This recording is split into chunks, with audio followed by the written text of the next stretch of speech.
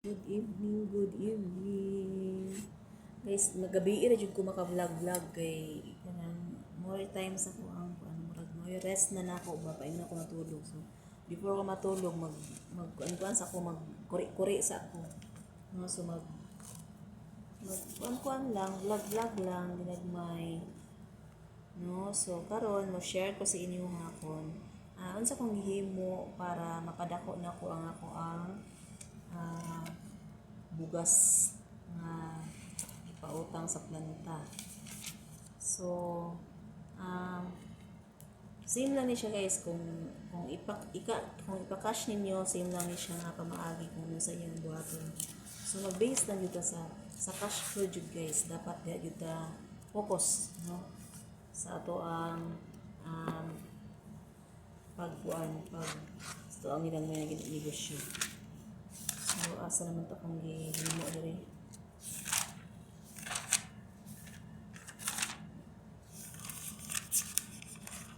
Okay, so di ara. So, how to grow your small rice business. No, so, na ako'y tips diri guys, kung saon siya. So, una na kong gihimo is, una tong himuon is, syempre, mangita ta og klase sa bugas. Nga gwapo siya ibaligya or kanang proven and tested na nga lamiun nga bugas na klase. Mo jud lagi kasagaran ginapangita sa mga mga customer. Mo jud na kasagaran pangitaon guys. So kasagaran kung sa miller jud ka or sa milling ka magkuha, barato-barato siya pero kami kay sa ano lang may nagkuha god sa kanang murag pwesto na siya ba kay syempre wala mi stakanan ginagmay lang po lang mo ang kuan mong stocks. So makuha lang dito kung i-order, ano lang among ginahimo. So, for example lang ni ako guys ha. For example lang ni. Maghatag lang ako tips kung doon sa nako siya pagpadako. No? Sa pagpadako. So, ang importante nga, dili jud mo hilabtan imuhang kwarta bisan piso. Mo jud ang pinaka-importante. Kay kanang kumbaga sa una nga wala pa kay negosyo. Kontento ra ka sa imuhang sahod, di ba? Kontento ra ta sa tuang sahod. Pero katong nagsugod na ta og negosyo, kumbaga nakatigom ta pang negosyo. Bisan pinakagamay ni mga guys, mga 5 sako, sugod ka na alang sa mong balay, pwede na kay na i-rolling lang jud nimo. Dako jud na siya, promise mo jud akong na-observe. Then, ang akong gihimo is nakita ko og kanang bugas nga lamiun guys muna kong ginahimo. So ang kantidad sa bugas is halimbawa kantidad sa bugas nga ikuha is 950 pesos. Mo ni akong pagsugod 950 pa to kung kuha sa una naman akong pagsugod 950 pa to. So ang kantidad sa bugas is 950. Cost of goods na siya ha. Then kung nakay operational expenses halimbawa gasolina no, so o halimbawa ano ba na naman siya gisakay ba na naman siya pilikad na masahe ka. So for example lang na kay operational expenses nga sa isa ka sako pangayuan nila og 20 no, pinakadako na siya. So ang himuon nimo ana is i-plus lang nimo siya ang 950 sa 20 nga pamasahe sa isa ka sako. So, himo na siya og 970. So, akong himo guys is gi-round off na ko siya og 1k ako ang kapital. No, kumbaga himo daw gibuton ako sa kung una nga ako ang kapital ana is 1k na siya. So, per sack. Then atong ako kay di ba ko yung sa inyo pwede rin 5. Pero katong ako isugod ko is 15 akong gisugod guys kay nanam ko ato diri. So naka-income ako din sa ko ang pagtrabaho diri sa gawas. So nagbutang ko og 15k. So sa 15k nana ko 15 sacks no, so 15 sacks na bugas. Muna siya kong kapital. And sa ning tubo ko na sa ako ang 1 sack og 150 pesos ang isa ka sako. No, 150 pesos ang isa ka sako. Ubuan sa nimo 150 pesos. So, ang natabo is, pila na siya? 150 per sack. Imuhang baligya. I-multiply na mo sa 15,000 guys. 15 sacks. Sa 1,150 nimo nga per sack, ay 15 ka sako man ang imuhang gikuan. Unsa?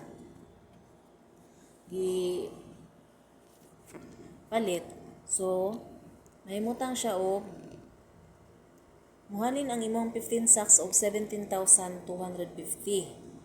No. So, muhalin siya og 17,250. Sa pagsugod na ako is, nabalik jud ako dayon ang kwarta guys. Nabalik jud na ako dayon. Dali ra kay to nako nabalik. Basta karon lang man igong bag-o kay murag nag-ano pud ang planta baka nang nagasigi sila og kanang shifting ang duty unya nang shifting ang duty ba dili everyday ang duty sa mga tao so nagkababangin ang sahod nang naipit-ipit pud sila sa una kay okay pa nang dagan so maintain jud to ako guys maintain jud to mo ang kuan kita sa bugas so ang ako ang 15,000 nga kapital plus 150 per sack so nahimo na siyang 1,150 per sack na akong maligya ato i-multiply na ako sa 15 sacks guys niabot siya og 17,250 so ang himo ni mo ana is pila ang sako imong budget tagpila ang sako sa bugas 1k di ba so 17,000 waon nimo ang 250 imo na siyang i-savings na guys savings na kay kaning 17 sacks kaning 17,000 makapalit na ka ani og 17 sacks na pod pila ta tong una napalit 15 sacks ra di ba so nadungagan nato siya og duha ka sako no sulod sa isa limot-limutan na nato sulod sa isa ka bulan or wala pa gani kabot isa ka bulan guro ni akong pag-unan ni kay up to date man kay sa mamayad uban dili pa kabot bulan bayad na so makaruling ko dayon tapos pag na mo order nako amo na sa planta is na mo order syempre na nagbayad si mo after 1 week na nagkuha na nagbayad na nag-advance after 2 weeks na po nagbayad so pag na mo order dali ra kay ko adto sa suki makakuha na pud bag-o nga stocks wala ko nagutang ha dili na utang ako cash to cash jud ako dito sa kuang suki so kuha na pud ko makakuha dayon ko primero 15 sacks ako ang gipundo nahurot man to siya dayon human sa 15 sacks nga nahurot siya dayon na ay magbayad after 1 week after 2 weeks tapos na ay mag-order og lahi na sad makahatag ko dayon sa kuang customer kay naruling man ako ang kwarta no natuyok man ako wala na ako ilabdi na mabayad sa ko agunita na diyan ko dili jud na ako ilabtan guys lahi jud mo jud natumutan sa tong una guys na ang kwarta sa negosyo ang kwarta sa business dili na to dapat labtan dili na to isipon nga ato sa business na siya no so ang hitabo sa 17,000 na ako tuwa na ko ang 250 i-savings na ko then nimbalit na pud ko og 17 sacks sumoto no napalit kag 17 sacks sa 17 sacks nimo naa na diha sa 17,000 nimo nga 17 sacks imong napalit nakaapil na dira ang imuhang panggasolina ato di ba pangbayad nimo sa imuhang sa transportation mo nagbayad kag pilikab diha para pamasahe sa imong ipalit nga bugas so 17,000 na kapital i-plus na po na ako ang i-plus na ko ang 150 nga tubo so sa 1,150 na ko nga per sack ng gihapon multiply na ko ang 17 sacks so niabot siya og 19,550 no na to munta nga kagamay ra sa gitubo gamay ra ang gitubo pero ning tubo siya nakita nimo nga nagdako siya basta imo nga dili lang jud mo hilabtan so 19,550 ang 19,550 guys kuha na pud nako ang 550 ana gibutang na pud nako sa savings Pila ta tong savings una? 250. So karon 250 plus 550 pila? 800. So 800 na ang imong na savings. Savings lang dyan mo ha. Ayaw lang dyan naghilabti savings lang dyan na. Importante ang savings guys. Kaya maabot ang panahon nga kanang di na to malikayan nga kanang adyo customer nga gahi kay mabayad or kanang mapikhan jud ka sa imuhang baligya or imuhang bugas nga di business magamit makuot nimo ang imuhang savings guys paano sa makuot jud nimo. So na kay 800 nga savings, then na kay 19,000 nga pwede na pud mo mapalit og 19 sacks, no? Pwede na pud mo mapalit og 19 sacks. Sa tinuod lang ang 19,000 maabot na siya og dako pa na siya masubra kay pila ra man tong kapital sa atong bugas 950 nya 20 ang operational expenses per sack, so 970 lang, so napay 30 pesos per sack masubra. So sa 19 ka sacks pila dako gyapon siya, imo lang gyapon na siyang hipuson i-separate gyapon na nimo siya, i-separate na nimo siya sa savings para na siya sa imong bugas ay sa imong pangkurudo or panggasolina. Halimbawa na kay motor, na kay pedicab. So, naman dyan tayo mga maguba na, no, mangayo mo dyan ang mga nana nga kuan, mangayo mo dyan na sila gilaha dyan para sila ha. So, kung pa-improve nimo sa imuhang kuan, imuhang vehicle, so diha na nimo siya ilahi na nimo siya. And then, ang 19,000 na pud nimo, no, ni imo na pud na siyang palit og 19 ka sacks nga bugas. So, 19 ka sacks nga bugas, multiply na po na to siya sa 1,150. Niabot na po siya og 21,850. No. Dako na, di ba? Pila pa lang ka cycle. Katulo pa lang to ka cycle. Niabot na siya og 21,850. No. So, ang buhaton na po nimo sa 850, ipabili na po nimo ang 21,000. Buhaton na mo sa 850, waa ang 850, savings na sad nimo, dagdag naman sa imong savings. Pila ang una namong savings na naabot na tong 800 plus 850, pila na? 1,650 na imuhang savings guys. 1,650 sa 21,000 nimo, 21 sacks na sad ang imong mapalit. Or pwede po nimo ang imong 21,850 kung kusog jud ang imong bugas. Kung gina lang na siya 150, kuha ito imong savings. Palit na ka og 22 sacks na bugas. So sa 22 sacks nga bugas, i-multiply na po na to siya sa 1,150. Niabot na po siya guys og 25,300. No. So 21,300, kuha o nimo ang 300 for savings. Ang imong savings atong una pila to? 1,650, gikuha nimo og 150, 1,500 na lang. Sa karon na dawagan na po siya og 300, 1,800 na sad. So 25,300, gikuha nimo ang 300 for savings, ang 25,000 na bilin.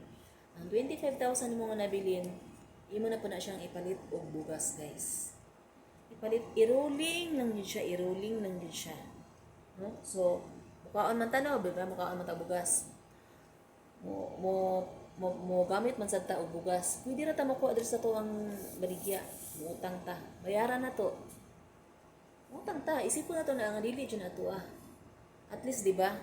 Nagkinahanglan ta na alam tayo makuha. Pero una na to nga utang na to na. Bayaran, kailangan na to siyang bayaran. So 25 sacks na sad nga bugas i-multiply sa 1,150 per sack. Niabot na pud siya og 28,750 pesos. Dako na kay guys, dako na kay siya. So, ilang imong savings? 1,500. Ang imong 28,750, dungagan mo siya og 1,250. Kuha imong savings o nga 1,500, kuha og 1,250, bigla na lang ka og 250. So ang imong 28,750 nga bugas nga halin mo sa imong 25 sacks, dungagan mo og 1,250 gikan sa imong savings, niabot na siya og 30,000. Ang 30,000 nimo guys, kapila lang nako siya ka cycle, niabot siya og ikalima lang ka cycle. Niabot ni times 2 na ang imuhang kapital. Inana lang kadali. Inana lang jud siya kadali basta kabalo ka mo gunit sa imong kwarta. Ano lang kasimple guys. Then sa 30,000, sa 30 sacks nimo nga bugas, multiply nimo ang 1,150 per sack. So niabot na po nimong kwarta og 34,500. Ano lang guys, dali ra kaayo siya patubuon. No? So na ako na siyang picturean, then ay ako na siyang ano sa ko ang video para makita ninyo kung yun saan ako siya pag sa cash flow lang jud guys, cash flow. Diha ta mag ano, diha to mabalaan kung unsa ka tinuod nga unsa siya ka effective nga i-apply sa business ang cash flow.